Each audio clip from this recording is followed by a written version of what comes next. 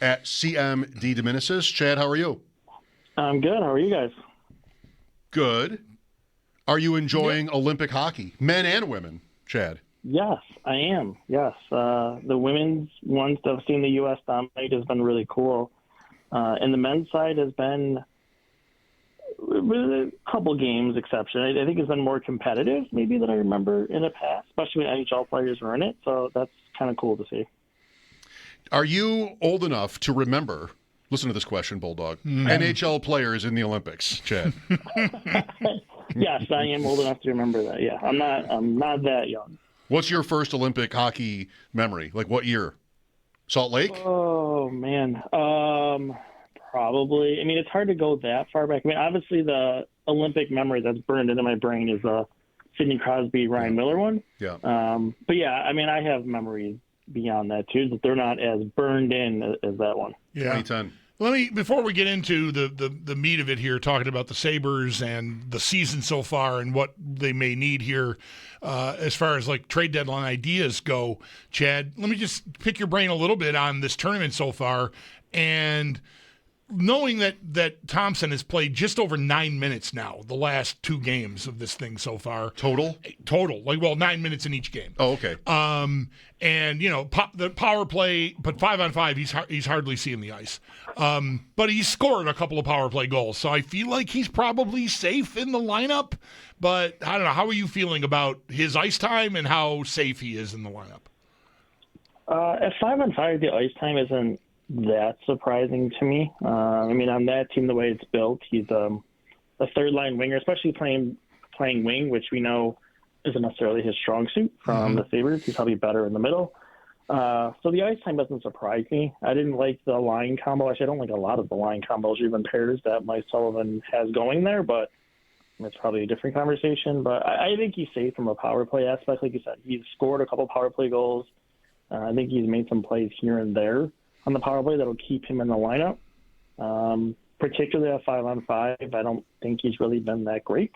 But a lot of that, again, kind of goes back. I don't think he fits that best on the wing. I don't think he fits that best in the style they're asking him to play, being that low in the lineup. But that's kind of what you get when you have a team full of all-stars. You kind of you got to switch. You go from a first-line center to a third-line winger. You got to switch up the game a little bit, and maybe it's not going the best for him.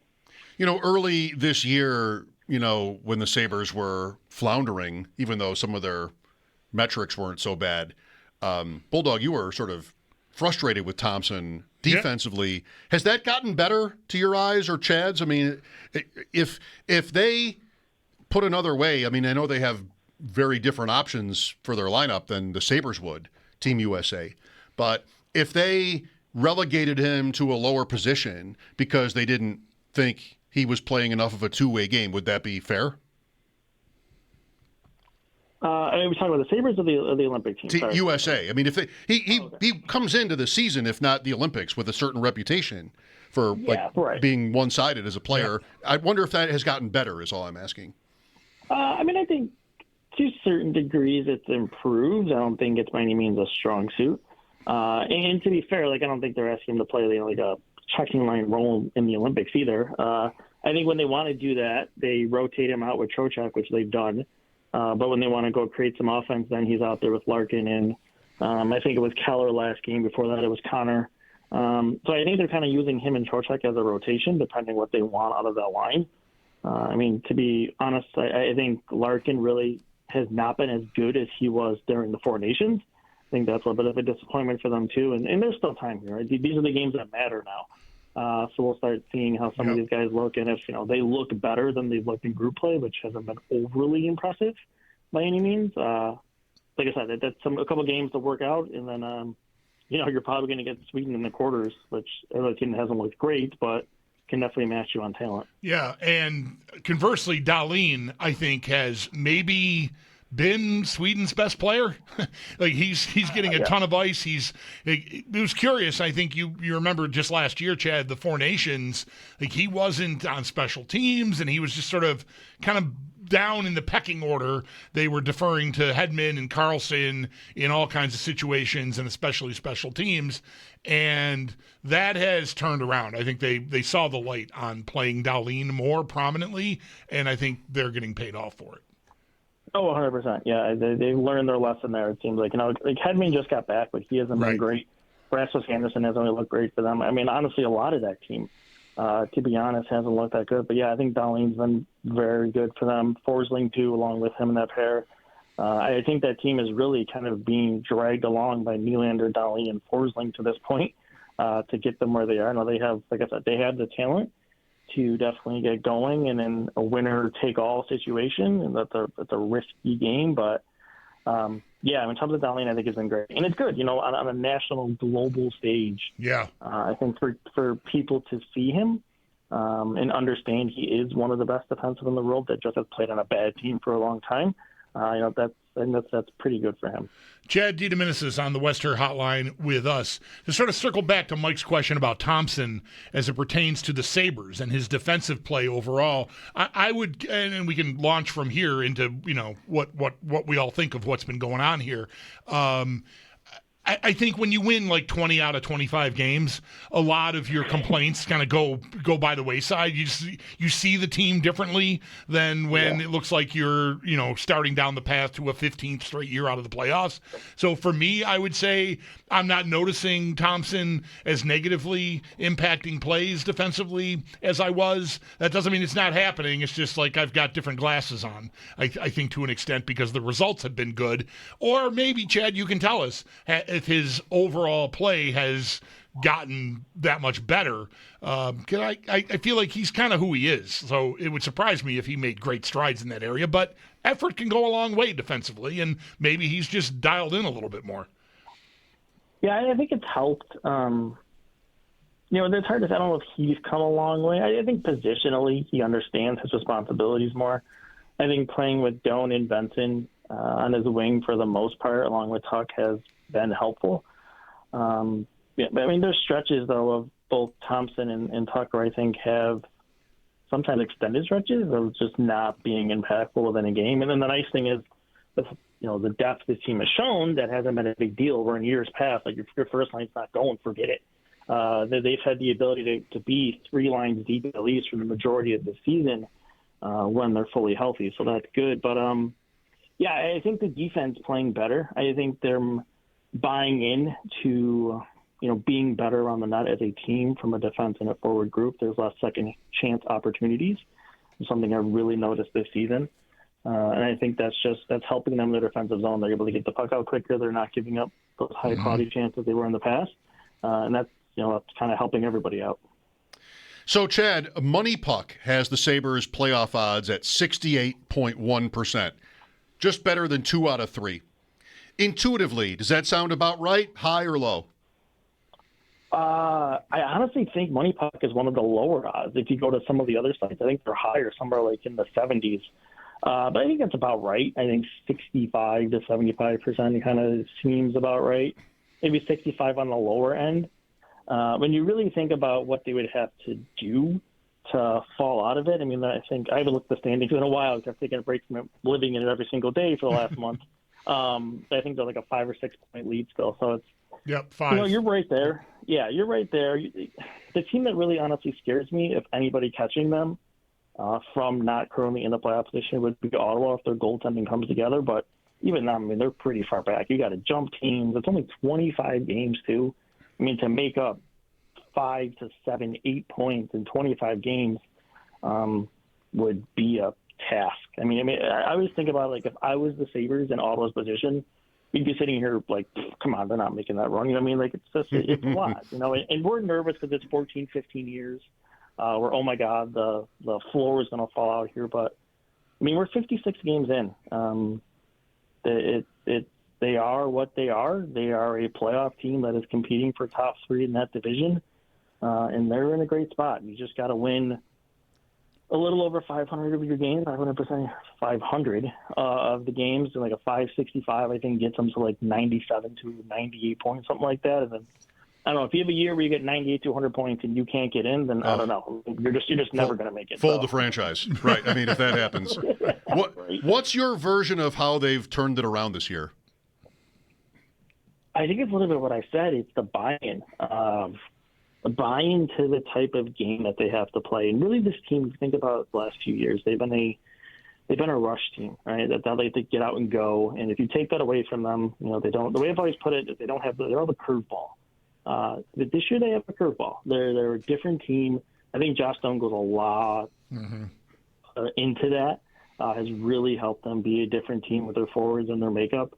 But I think it's gotten, Benson, he plays that style, and some other guys kind of feeding into that, and they've been a more effective forechecking team. I think Noah Offlin is a very underrated forechecking player that they've added here. So they're a deeper team. I think that's what it is. They're deeper offensively. If it's not so much of Tage and going, you're in trouble. They have scoring all throughout their lineup. I think when I did the last production pace update, they had 6 or 7 guys on pace for 50 points or higher.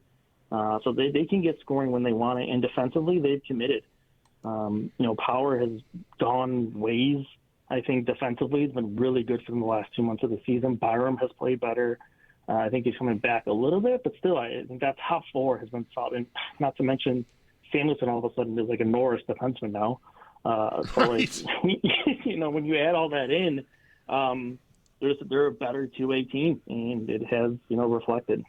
Chad, I've referred to it this way. Those top 4 on defense, I feel like, are as close to a superpower as they have.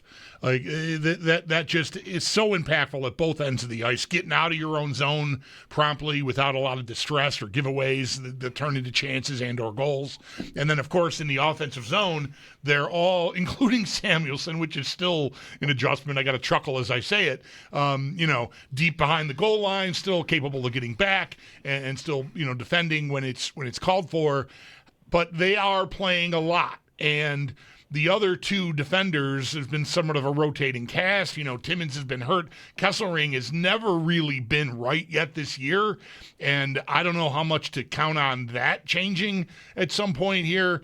So I feel like if we were to start in on a conversation about what they need, that's where I'm looking, is someone to lift their bottom pair to where you can live with it for 15 to 17 minutes maybe and not have everybody else, those big 4, playing 25 minutes a night. Yeah, I think I looked at it a couple weeks ago when I did an article on it. Like their top 4 are all top 60 in time on ice. And they were one of, it might be the only team or maybe one of 2 teams that have that. I think it's the only team at the time that had that, which is pretty insane. And it kind of reflect a little bit at the end here going into the break when really it kind of felt like just get to the bell, just get to the break, reset. You started to see it. I think Samuelson, defensively started to have some just tired.